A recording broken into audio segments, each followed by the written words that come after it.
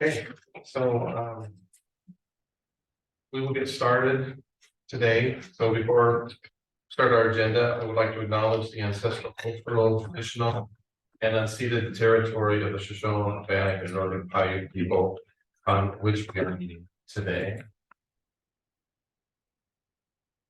So we have in our packet, we do have our minutes from our last meeting, Exhibit A.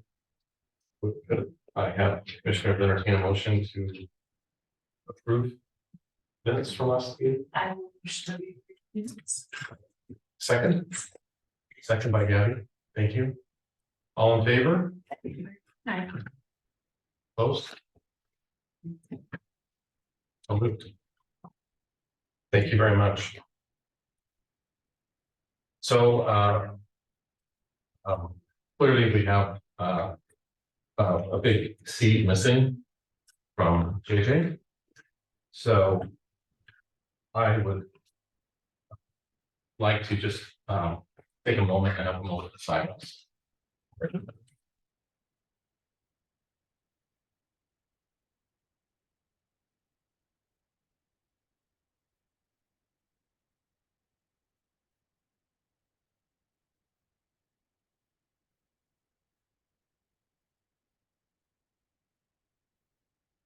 Thank you very much. Jennifer.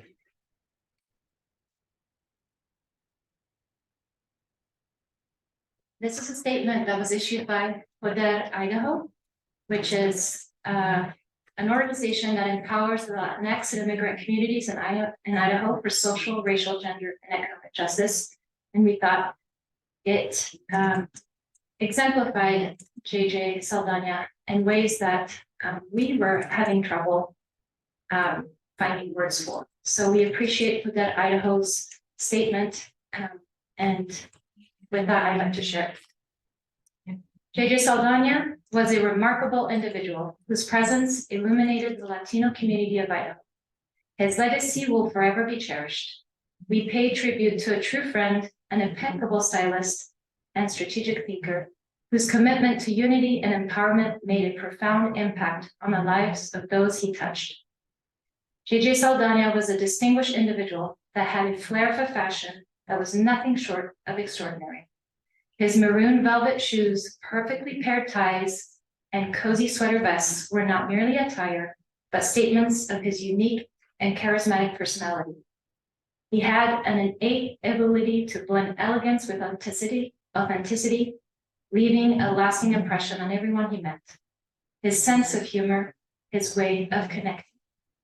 His keen insights, unwavering dedication, and visionary outlook were instrumental in advancing the causes we hold dear.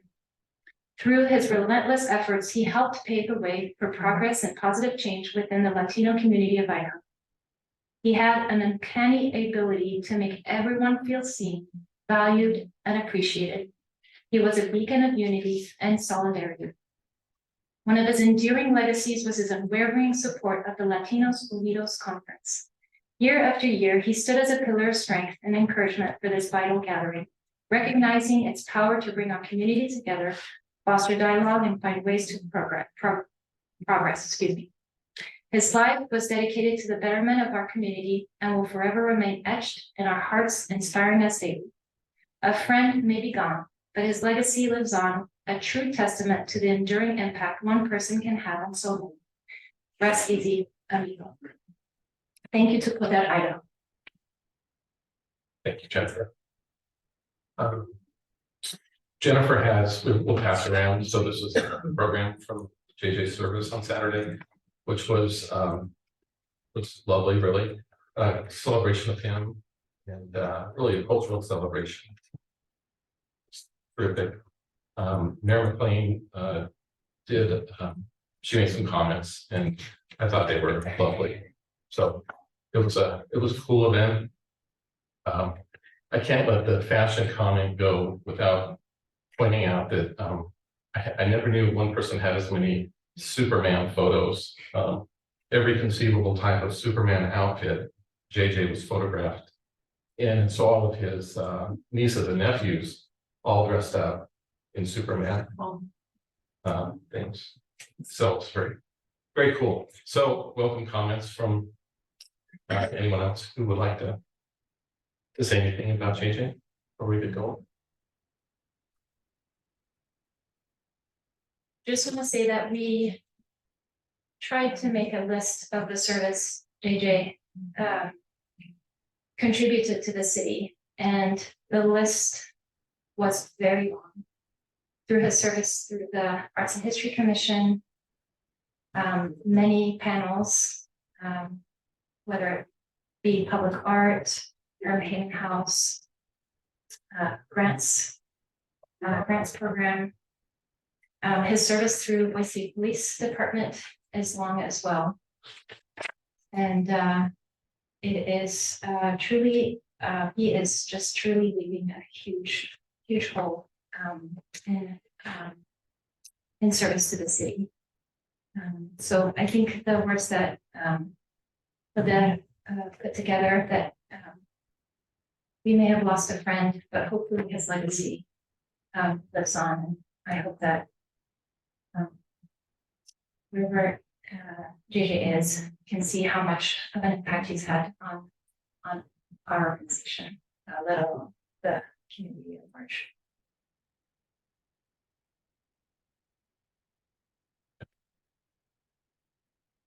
Anyone else?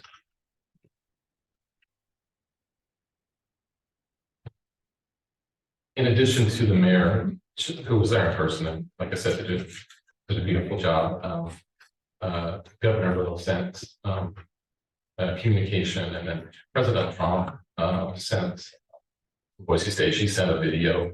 She was out of state, but she sent a video tribute as well. It was great. So it was a special time. Good to be there. So we will remember JJ. And we'll get moving because I know that's what you're going to ask us to do, right? So Jennifer, I think it's time for you. Sure. Thank you, Chair.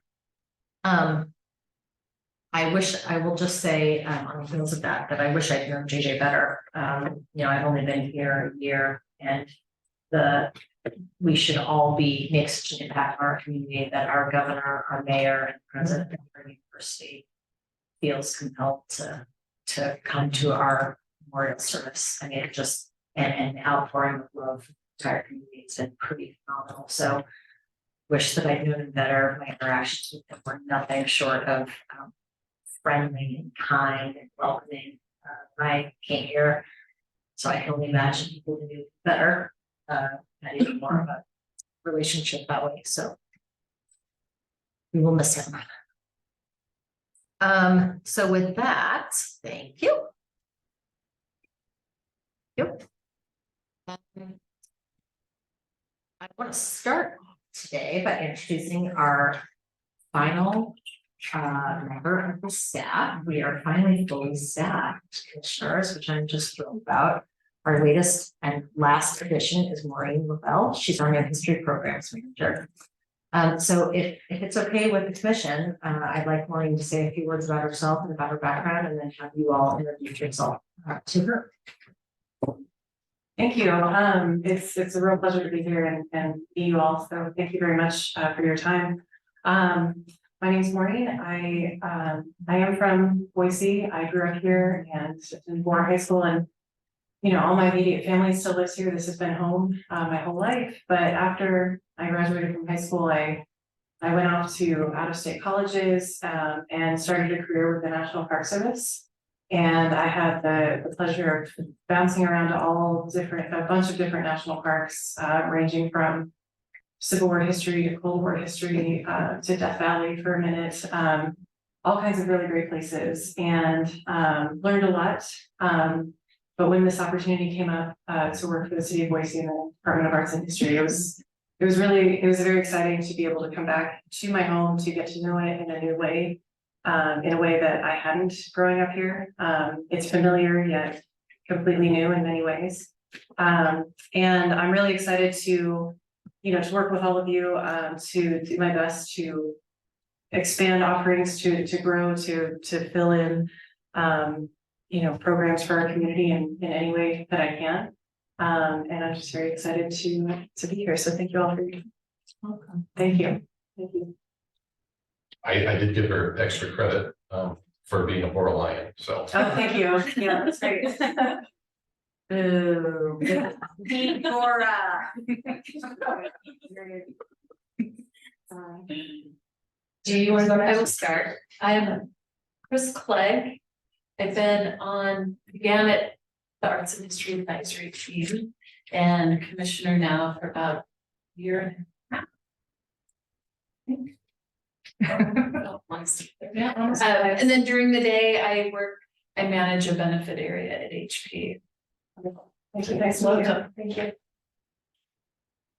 She knows me, Kathy. Hi, my name is Catherine, and I'm a senior at Timberline High School right now.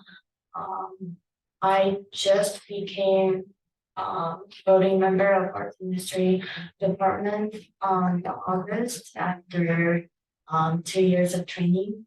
I'm really excited to work on it. I'm Gabby. I have a background in history and I really appreciate what you said about the coming back and learning so much more because I grew up thinking oh yeah, I know so much about Boise and then got into a job with preservation. Everyone's I don't know. So I've been here as long as Elaine has and been really just traveling. I'm sorry. For the second. I think we should restart time. Related to Lane, yeah. I'm sorry. I'm here as long as Chris has. I can't remember names.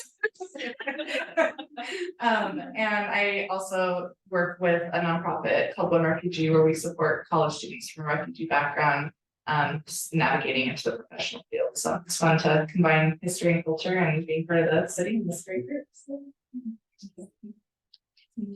I'm Melissa Thom. I learned on the website today that I was appointed to this commission in December 2020. Thank you. And by day I'm in marketing and communications at Idaho Power. And I have a brand new signed library card from the Miguel. Very nice. I was like, maybe you should now pretend like you lost it, go frame that. Yes. And go get yourself a new one you actually use. Cause that thing's, I know, I need to say say worth that. $1 million. Well, welcome. We're thrilled that you're here. I think she's got big plans for the street division. So looking forward to seeing how that all comes together. So what that means is for the vacancies we had when I first started, they are all filled. We are 100% staffed.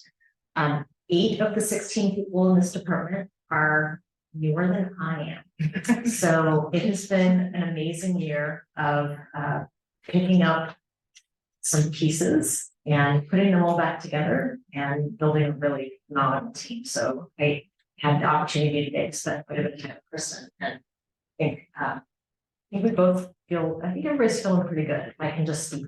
It's gonna be fun.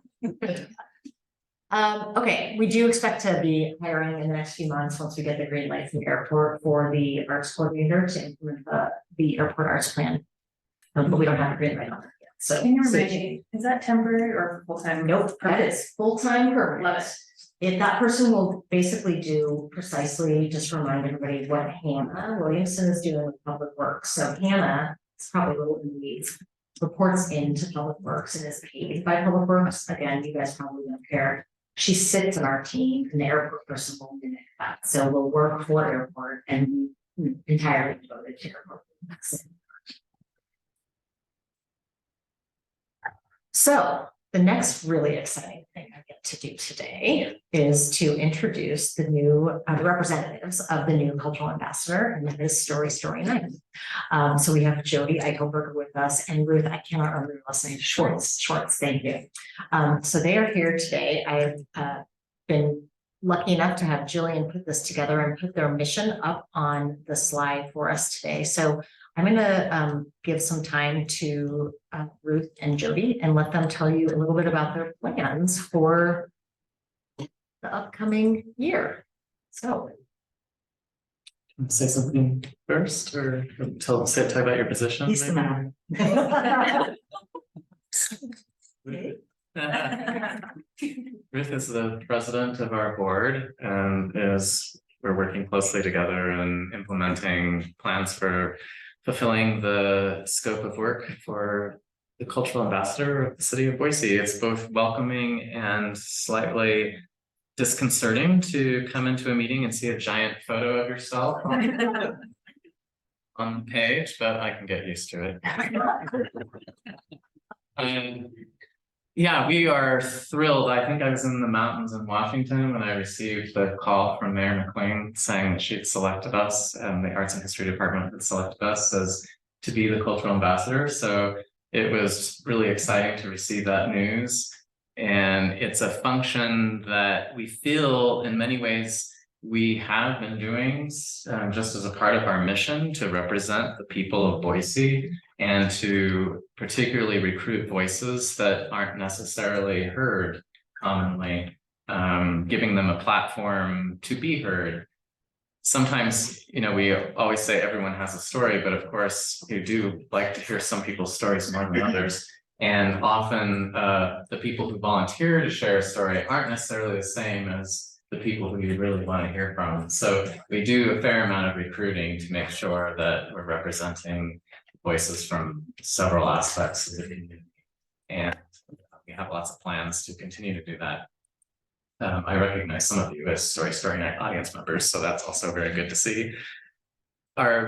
We've expanded slightly in shows in Boise. We used to do our late night show. The winter one is still happening at the Visual Arts Collective, but we expanded to have a summer series outdoors. That was in response to the pandemic initially, looking for outdoor spaces because our audience wasn't comfortable being indoors. And we found this walled garden at the old Idaho Penitentiary outside the women's ward that at that point no one had used for an event before. And we talked to the staff there and said, hey, what do you think if we do an event back here behind the building? And they're like, well, yeah, give it a try. You can probably only fit 20, 25 people here. And we said, no, we think we can fit 225. And that's what we did. And it was so popular that we've continued that program in our planning. We've already got our dates in the schedule to do that again in June, July, and August. Before that will be from the moment Jump opened its doors, almost before it opened its doors, Story Night has been doing productions on the top floor in the Pioneer Room beginning in 2016. At the time, there was no parking garage, there was no garden, there was no yard, there was no office building across. We barely could find our way to the top floor. So they've been a great host for us, and we continue to do that. Some of the new focus in terms of cultural ambassador, one of the things we want to work with Jennifer and her team with too is really about opportunity. And it's not just the opportunity to hear the stories, but the opportunity to share stories. And that is a huge part of our job, is throwing that net out wide to recruit storytellers from as many different communities as we can possibly reach. Just recently, one of our our newest show that we'd never really had done before, which was part of our Porch Night series, was at the Irvin Heyman House on the back porch there. And it was in partnership with Lita Harrison-Newstetter's Lovely Afro. And it was entirely stories told to celebrate the melanated of Treasure Valley. So all the storytellers were primarily African-American or had mixed heritage. And that was a powerful night. So those are more opportunities that we'll consider and develop in the future. Our program already, as you see here, we also feature live local musicians to give them another opportunity and a venue to be exposed to the public and to perform and be paid to perform, which for many of them a Tuesday night isn't a big booking night. So that's another day of the week maybe where they can earn a little bit aside from the weekend. And we are also looking at featuring some kind of cultural aspect of Boise as a not necessarily a featured story, but we've done in the past like introductory stories that are shorter, kind of lead us into our theme. So for instance, for touch recently, last season, we thought about, well, what is touch for a dancer? And so we reached out to a dance instructor just share a little story about what dance, how touch is used in dance. And so that's something we might do throughout the season from November through April. We're basing our themes, they can be a little esoteric. This season may not be an exception. All of the themes are based on school tape recorder buttons. So we have 6 shows, and my tape recorder as a kid had 6 buttons, and that's the tape recorder we're using. So it starts with record, and then we move to play, fast forward, rewind, stop, pause, eject. And so each of our shows, that's the jumping off point to frame themes. And so we'll look at what cultural opportunities are there, people contributing to the culture of Boise, that we can find a creative connection to each of those buttons on the tape deck and get everyone thinking about it in a different way. And that's, we're also, we have another division of Story Night, Stories for Students workshops. Helping people mainly informally, work in a classroom sort of structure to interpret and think about stories in their own lives. That's something that was basically shut down completely during the pandemic and hasn't quite recovered. And being a cultural ambassador is a great opportunity and a great energizer to resurrect that program. So we are looking at both some opportunities for free studios in the community to invite people to come together and consider what stories they have in their lives and how they can best present them to other people in a way that creates unity and intersection. And we have some plans for that forward too. So that's a basic outline. We have generally 1 to 2 shows every month, and those will all feature some aspect of our roles. Thank you. Well, everybody is thrilled about the selection there. I think that your mission is very much aligned with our department's mission. So, thank you guys. Do you want to say anything Ruth, before we questions? If you have not been, Yes. because I started studying in 11. Yeah. And I'm to listening to like. Being cultural ambassador shift, anything that you do this year? The main shift will be an increased focus on workshops, the studio, and also perhaps a slightly different lens on how we're approaching the public flagship shows in terms of giving them an additional cultural context. Zhuzh. Yeah, a little zhuzh. I love that word. I love that word. I often come on the stage with some kind of zhuzh. Yeah. And also I should say, my appearance right now, I'm in transition for a role at Alley Repertory Theater, so I look a little scruffier than I normally do, but is it work? I might be, but I'm heading to the 80s, which Jennifer and I have experienced together, so. We both are Boise High grads, same class. Jody doesn't remember me. Which be I'm fair- pretty much never gonna let him live.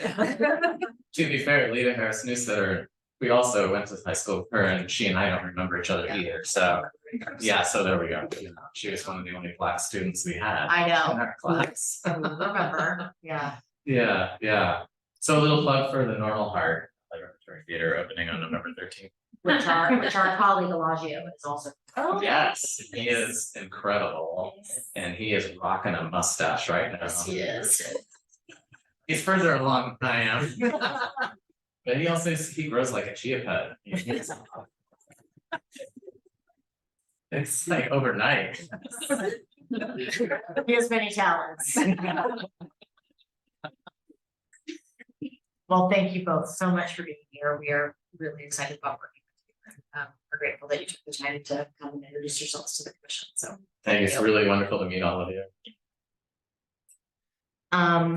You do not need to stay for the rest of this. You are welcome to, but I want to give you the opportunity to depart because some of this may not be interesting to you. So leave at any point. Yep, go ahead or walk out at any point. No offense taken. Great, Yeah. thank you. Of course. So I want to give the commission just a quick rundown on the very huge success of AASLH. So AASLH, the Association for State and Local History, was held here in Boise in early September. I know many of you, Gabby was really instrumental in a lot of volunteering. I don't know if the rest of you were able to get there. But I just have to really hand it to the staff, the entire staff put in volunteer hours. So we did 30+ volunteer hours among all of the staff. We gave 4 tours, including one at the James Castle House, one as part of the River Street neighborhood tour, one on irrigation from Arrow Dam to Diversion Dam and then down through the valley. And then the 4th one was art and history that Stephanie and I went together. So in addition to that, there were also 2 panels. Kristen and Tanisha, who's not here today, served on a panel, and I believe there was one at the castle house as well. That's right. So it was a really incredible showing by our department, which I think was important to demonstrate to our partners over at the state how we can show up for something like that. They kind of put out an SOS, I would say, 8 to 12 months ago, saying we need all hands on deck in our department to show up. So really pleased with that. There were, I think, 740 people that came to the conference, and the events were incredible. We were at the Old Penitentiary, we were at the Bass Clock. Every single thing I heard from attendees were just how incredible they thought Boise was. So we just put on a really good showing. I've been in contact with several people since then who have reached back out. Just today, actually, somebody that commented on Stephanie's and my tour downtown that wanted to know more. And so it was just a really powerful and really successful event. So just an update on that. And I think Tanisha's online. Tanisha's online. Oh, fantastic. Do you know how to figure out how to get that little box? Oh, wait.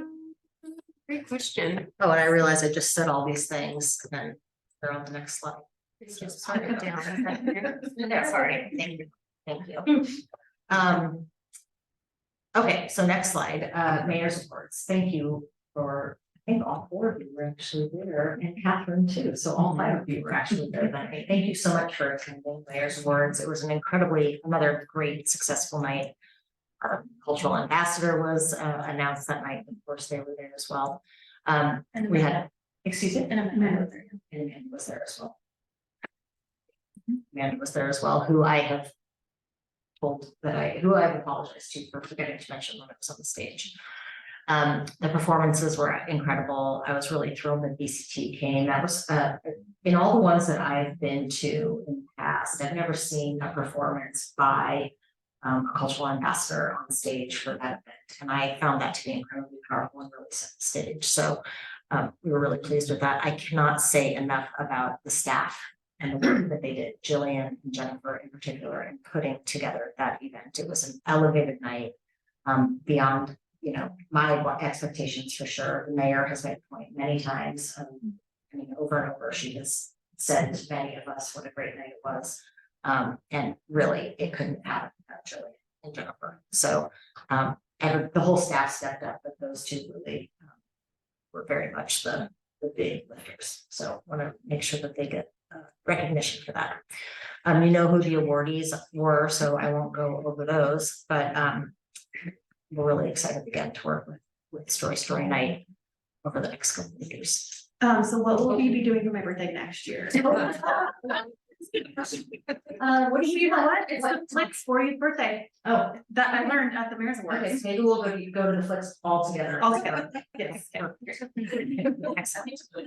I'm glad you finally told us it's your birthday. It took forever. That was after the class.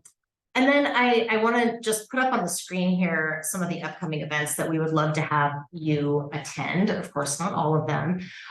The first one listed here is actually happening tomorrow, and it is our first Fettuccine Forum of the season. This is the 20th anniversary season of the Fettuccine Forum, and we have chosen a theme called Let's Talk About Boise. And the reason behind that theme is really to sort of bring it back. We've been through this crazy pandemic together. We've seen all these new people come into our city from other places. And I really saw, I hadn't planned this year, so I will take all of the responsibility if it doesn't go well. But I really felt like it was important to sort of look inward again and learn about our own history and again, begin to try to complicate the narrative of our city and understand it at a deeper level. So that's sort of the intent behind the theme this year. Along those same lines, I also wanted to bring it back out to the community. You mentioned the Rose Room, Gabby, or was it you? Somebody mentioned, Chris mentioned the Rose Room.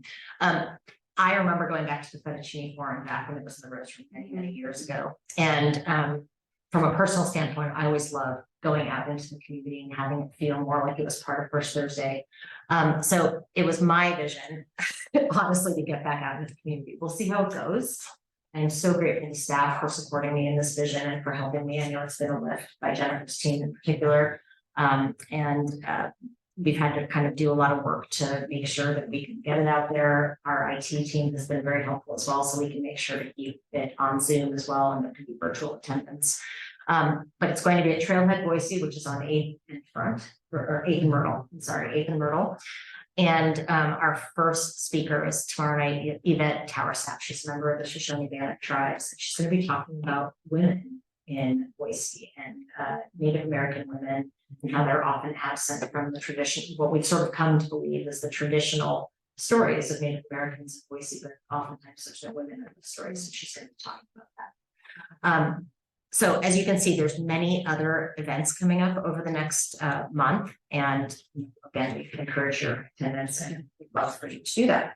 Jennifer kindly cued me just now to show you all this wonderful cultural guide. This is something new. We actually just shared it with council and mayor last night at the city council meeting. This is something that you have seen twice in this last year, but we're really proud of it. Jennifer's team has done an incredible job with Mackenzie to figure out how to distribute this throughout the city this time around. So this is 1,400 this time around, 1,400 prints. It's going to be distributed through the library. So it's going to actually get into a lot more hands than it has on the first 2 prints. So really excited about it. Pass it out, give it to your friends, colleagues, whatever. It's a great opportunity for you as commissioners, I think, to sort of have an opportunity and stories. It is now. Yeah.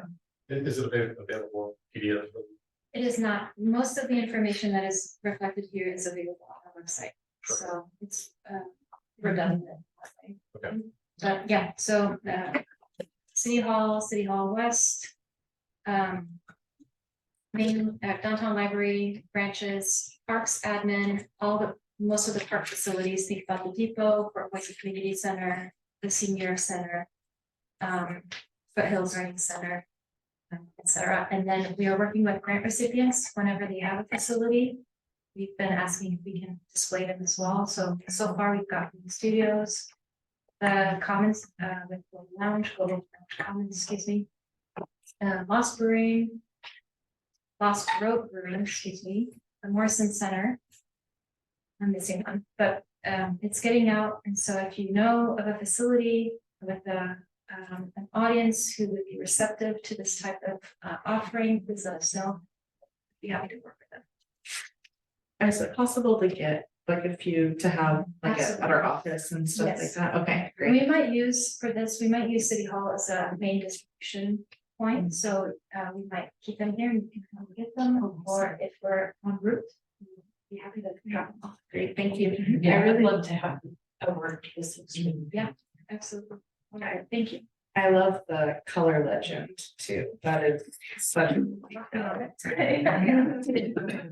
Yeah, and I just have to tip my hat at the expression. Yes, good job. Off to Mackenzie Dunson, who has pretty much led this project with confidence and professionalism. Just a wonderful eye for distribution. So just want to give her a tip of the hat. Okay, and finally, just a few requests and also some thank yous. So first of all, at our leadership meeting last week, John and Chris acknowledged that they would like to kick off the reimagining of AHAT. And so we wanted to know if there are other members of the commission who might be interested in joining us in that process. Probably gonna start meeting maybe a couple times and then see sort of what cadences and what the needs are. But we really want to keep this back off now that, again, the pandemic is more or less behind us. For those who don't know what AHAT means, could you? It hasn't been around since I've been on. Yeah. A I'm background actually, if I could throw it to you, yeah, since it hasn't been around since I've been here, so. Thanks, Tilly. Mhm.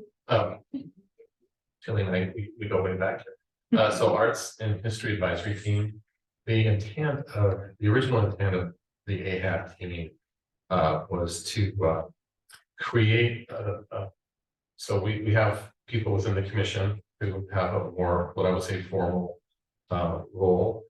But we also wanted to have a group of people who could advocate within the community, who could help when you know, back at the events in here, be able to help be present, you know, participate in those events, participate in our selection panels, support any of the big events and activities going on. So that was the intent of AHAB. We had some issues with it, and then I think COVID, you know, really kind of did it in, and there's obviously been a lot of changes. So I think reimagining it is really the right word. We'll determine if those are still the missions that we want of AHAB and composition of it. I think, you know, clearly you are, I mean, raise your hand if you are on AHAB. And I think Chris is, you know, one of the other things we talked about is it would be a place where we could recruit, you know, commissioners later, so they have experience and they have knowledge and they have relationships within the department and the community. And I think that obviously Chris is, she personifies that. So that is the hope. And we talked to Jillian earlier about our starting date, so we will look forward to that. Anything else you would say? And we had, I think initially a dozen people from all walks of life. So we had people that said, I want to be on the art panels, I want to be in the archives, I want to help with the history. So it was just a great pool of people that were really passionate, wanted to contribute to the city in a volunteer way.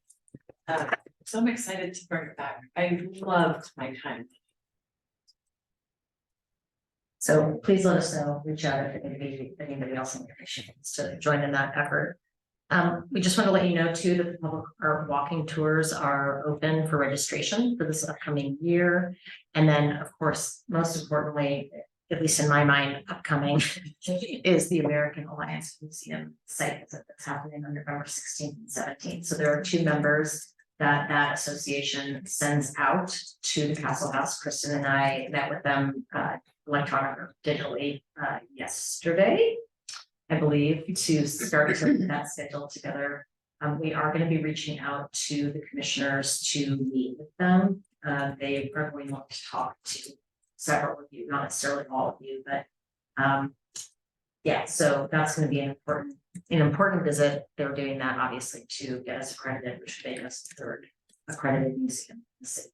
So I know, so fingers crossed. We had a great first meeting with them yesterday, so they put us at ease, and Kristen's done an amazing job of Mackenzie getting ready for that. There's been a lot of work that has led to the point where they're now coming out to visit. So fingers crossed, but I think Kristen's done a phenomenal job getting us to where we are. So any questions? All right. To you.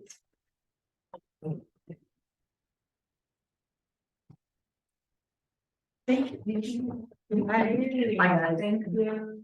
Thank you. Thank you, Joey. I'm just going to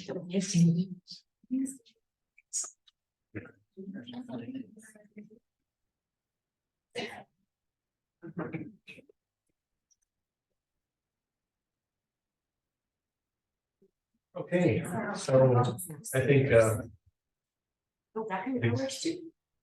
I can do it and run over and move. I just need a mouse. passing the baton.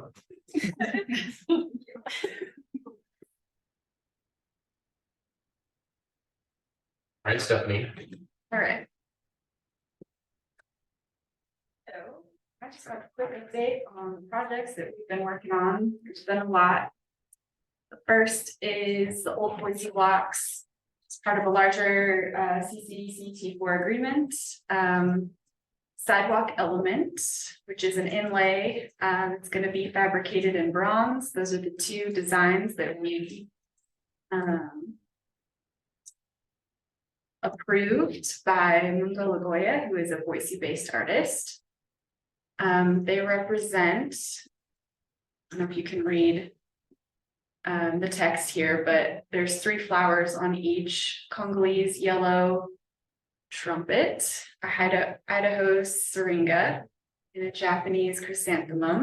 And here you've got a Basque Agus Colore, sunflower, Chinese plum blossom, and Mexican dahlia. This neighborhood we're trying to unify the Old Boise blocks in a way that draws attention to the history. And one of the ways that this artist decided to do that was through flowers of the represented communities in that neighborhood. So the quote here is part of his artist statement. I won't read it, you guys can read it, but it's a lovely thought to sort of bring the past to the present, because there are a lot of new immigrants to Boise as well. And so that's what he's trying to pay homage to in the design as well. Those will be installed, I believe, in November or December, very soon. They're pouring the concrete in that neighborhood. And I'm sorry, how many?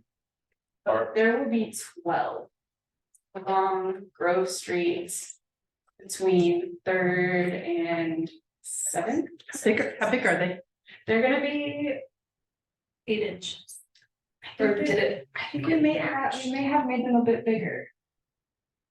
But I think that they might be about 12 inches now. Are they cast or stamped? They are cast, I believe. Yeah, cast bronze. I don't know, Juliana, this. Next one, also part of the Old Boise blocks. So there are 2 art elements within that T4 agreement. The second one is the barrier here next to the water wheel that's at CW Moore Park. So that artist selected is Bobby Zokaides. And these are just past work examples, so that's not representative of what he's doing.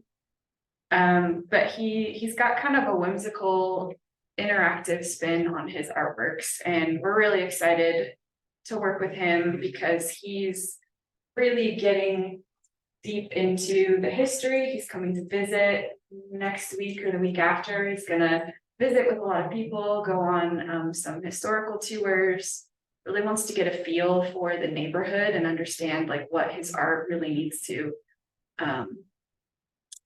feel like and look like for it to fit in. So good things to come with that. The other project that we've been plugging away on is a neighborhood investment program project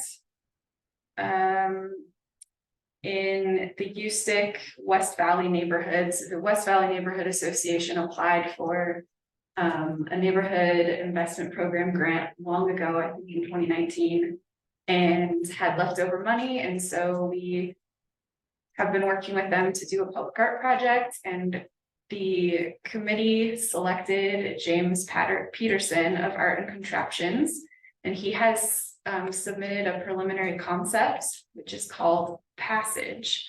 This is his concept, and it's going to be installed here at the sort of the front.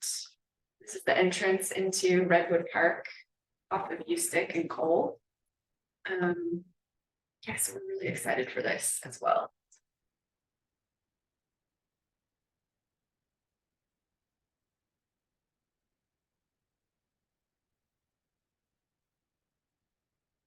Events selected in the spring. We are de-installing sadly Rachel Mayer's pieces that have fared really well over the last year. And making way for a new installation with Mindy Young. She's got 4 panels here that we're going to be installing, I think, next week. They're painted. And they will have an anti-graffiti coating. And then last but not least, our 2024 traffic box call for art was released in September, closed at the end of September. We received 105 applications. It's a lot. I don't know, but I feel like that might be a record. We've got 12 new, or not new boxes. We're actually rewrapping. So this is going to be a part of another CCD-CT4 agreement to rewrap boxes in the River Myrtle neighborhood. And these are 2 examples of the boxes that we just installed this summer.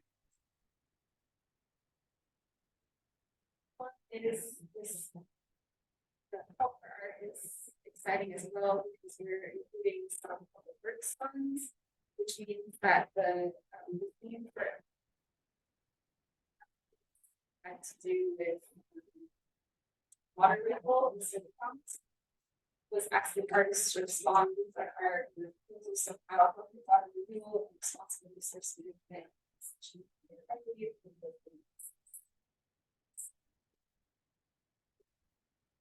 boxes and artists will be selected.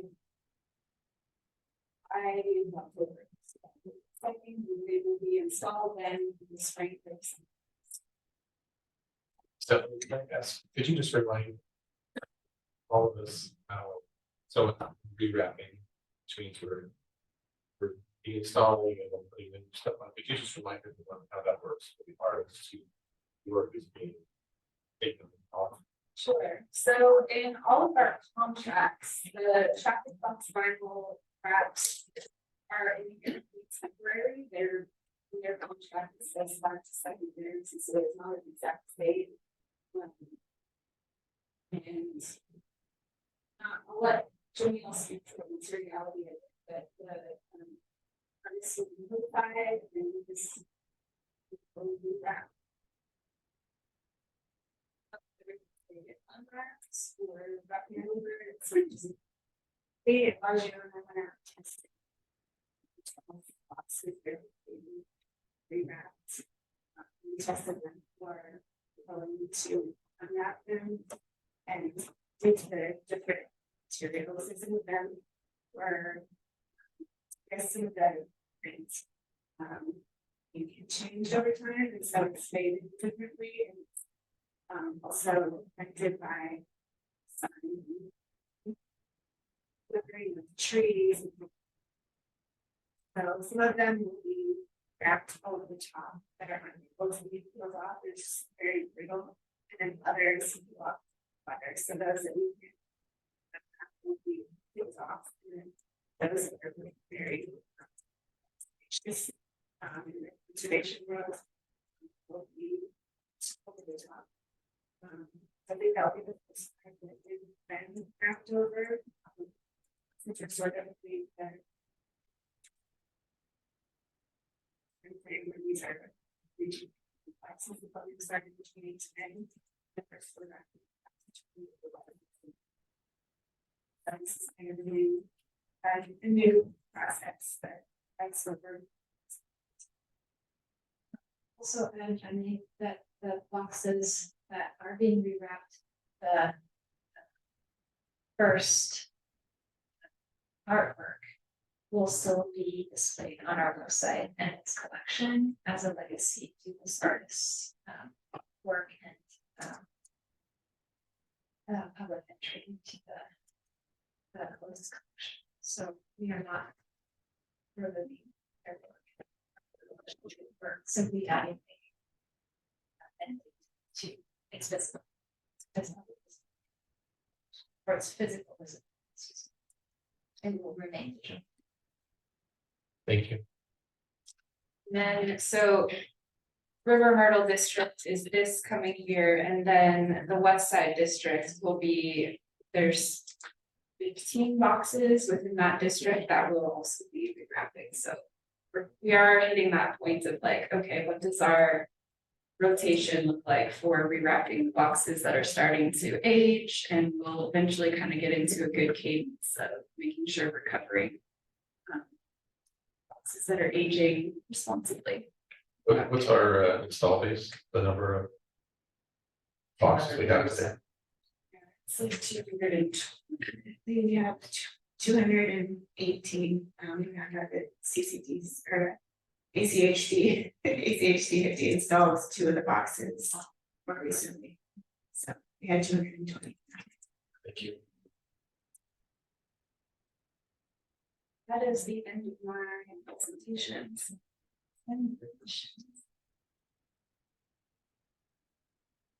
On the Lidded District, could you just tell a little bit more about that? I heard you say about the anti-graffiti. And what are those? Oh, I have one more. Oh, Sorry. I wanted to mention the Boise Visual Chronicle for 2023 was a partnership with Cultural Sites and the Hammond House on an event that the Idaho Black Community Alliance put on, Black Excellence Gala, working with Gracio Baraka and the resulting exhibition, which is beautiful. It opened 2 weekends ago at the Urban Hammond House. Afro Blue, an ode, celebration and meditation. So we own these photographs now in our collection, which is really exciting. It's part of the Boise Visual Chronicle. It's just a really exciting way to expand the collection, as you know, other perspectives being represented within the Chronicle of Boise. How long is that on display for? Till the end of June. Okay, awesome. Oh, that's great. Stephanie, did you want to go back to the? Oh, yes. to the box? Yeah.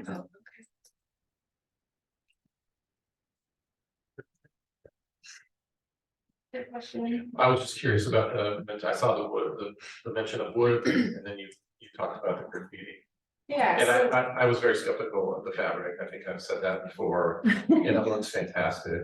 So Actually, every time we go by. it's got slow. We did a fun sort of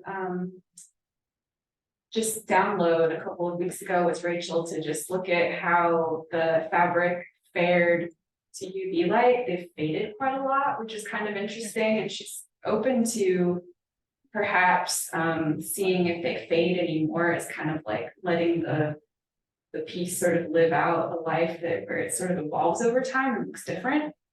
But yeah, we were all very surprised that there's not even any marker, like nothing has been done to them. But in the past, we have sort of always traditionally done wood panels with something on top of them for linen fence. So yeah, we do anti-graffiti coating.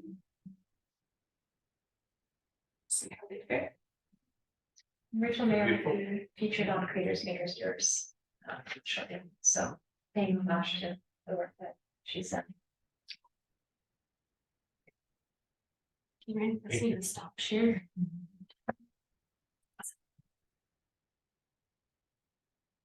Kristen, I know you introduced your topic, Yes, but so I'm just gonna give you a tiny bit more information. I think Jennifer covered quite a bit of it, but we've been in the process of this accreditation application for about 2.5 years now. Some of you, John, might remember when we came to commission in August of 2021 to have certain documents that we had created approved. So in that process, we had a strategic master plan, a code of ethics, and a disaster preparedness and emergency response plan that were approved by the commission. Those then were a part of our application to the American Alliance of Museums. So we have gone through a lot of the kind of administrative work, a lot of the background work, document creation, and then the process of what they call self-study, which has been pretty involved and has included a lot of help from a lot of our departments. So Tilly's been instrumental, Mackenzie Dunstan.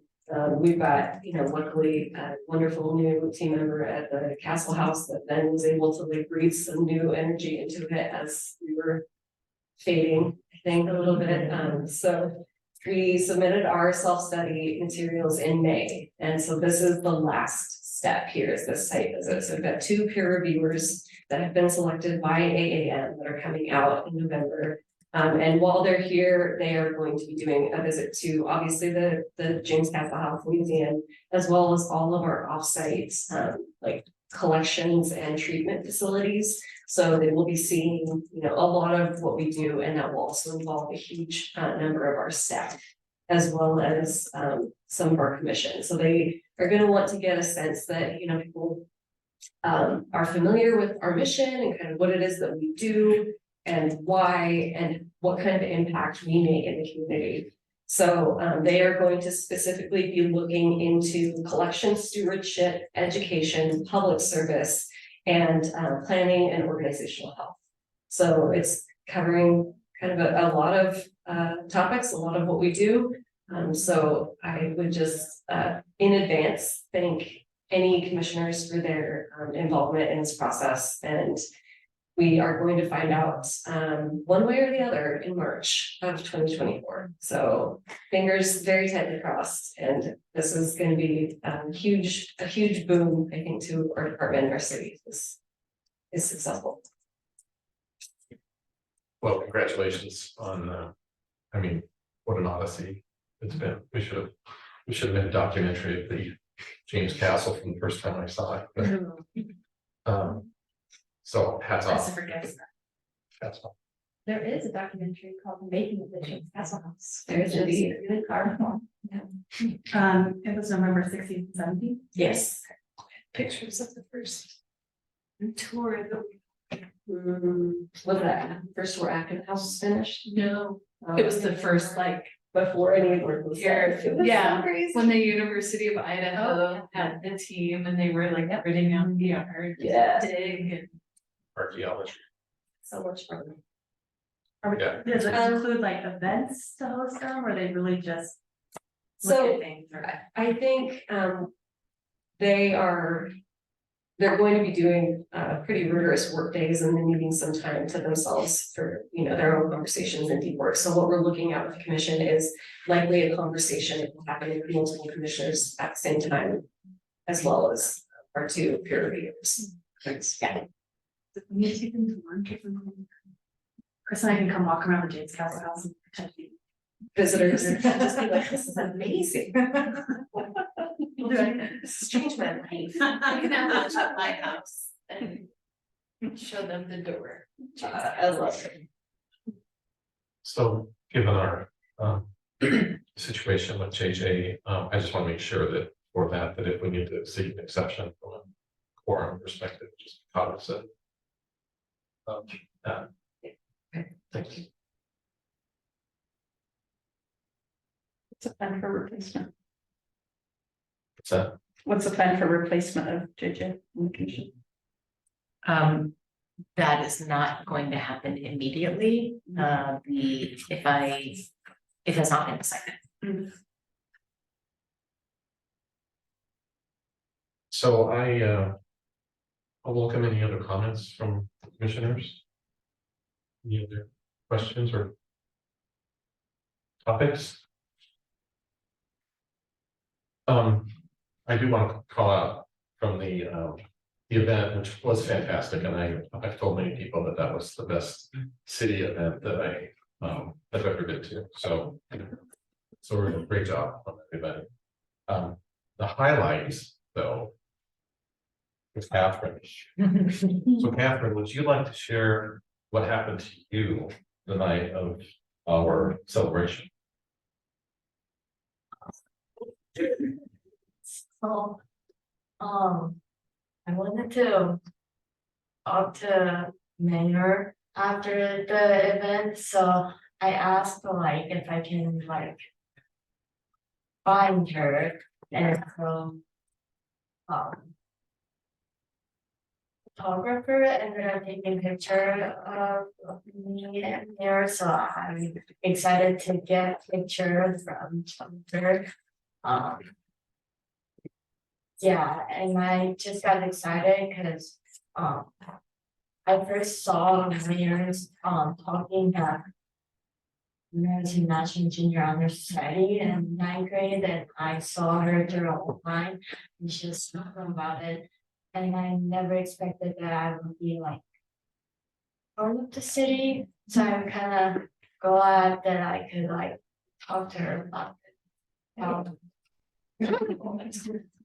I had no idea where that was going, and I thought maybe you got tackled by her security. Have you had to pause in the middle there, talking about the kind, so I'm glad it's. And hopefully you'll share the post. Oh, yeah. It was great. It was a great. I'm so happy That's that came together. I told Jennifer afterwards that, so it was my birthday, and I was so tired that day, I was like, oh, I have to go to sleep. And then we saw Jennifer right away, and she told me that Miguel brought his whole family, and then that was when I started crying, and I didn't stop crying until like the end. And everybody's speech was so wonderful. The returnment idea from the couple, the Trampers, it was so lovely, and it was gorgeous in there. You know, it was just so great. Juliana.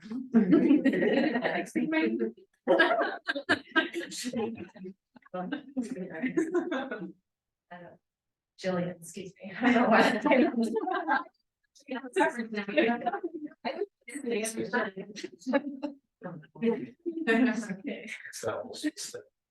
Yes. And I just want to call out again that I mean, all the work that has been happening, it's super exciting to see just across the board. It's really what's going on right now. So happy to be part of it.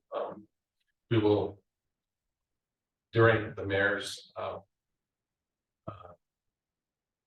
eulogy, that wasn't really a eulogy, it was a memorial to JJ, but she did talk about, I don't know if who has the program.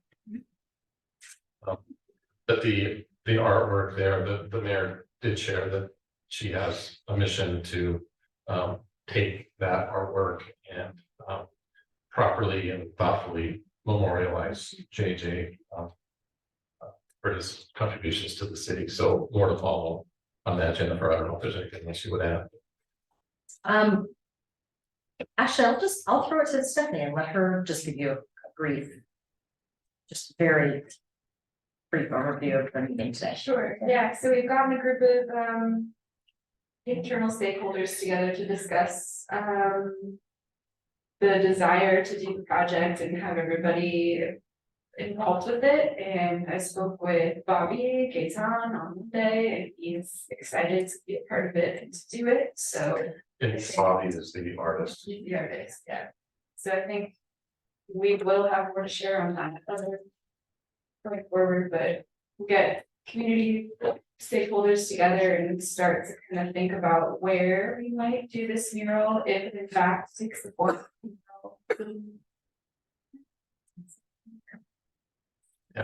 Speaking of more to come, I have one question, sorry, the writers and residents, that was such a fun thing to help select. Will there be a program guide to Yes. engaging with them? Our first event is on October 21st, Okay, and it's a writing workshop with Natalie Disney. great, okay, so will we know if it's just gonna be one-off events, is there gonna be an announcement of their full Once a month. catalog of? Okay. Yep, and I think those details are kind of, I was talking, Mackenzie has led, Mackenzie Dunson has led this project, this program, excuse me. So I think it's so the commitment of one event per month. For 6 months, it'll be Natalie Disney, for another 6 months, it will be Heidi Craig. But those details hopefully will be fleshed out.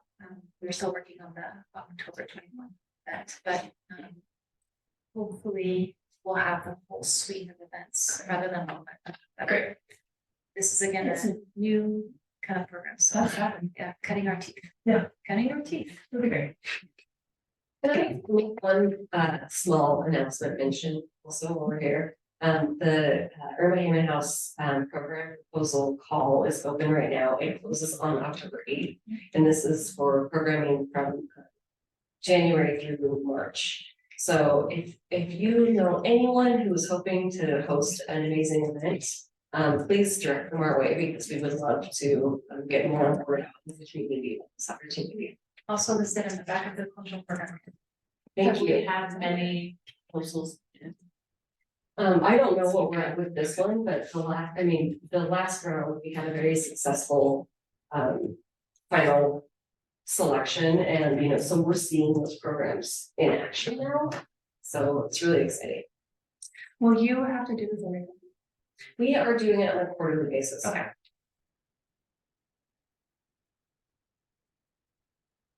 Okay. Anyone, Jennifer, anything else? Good. All right. Tyler? Good.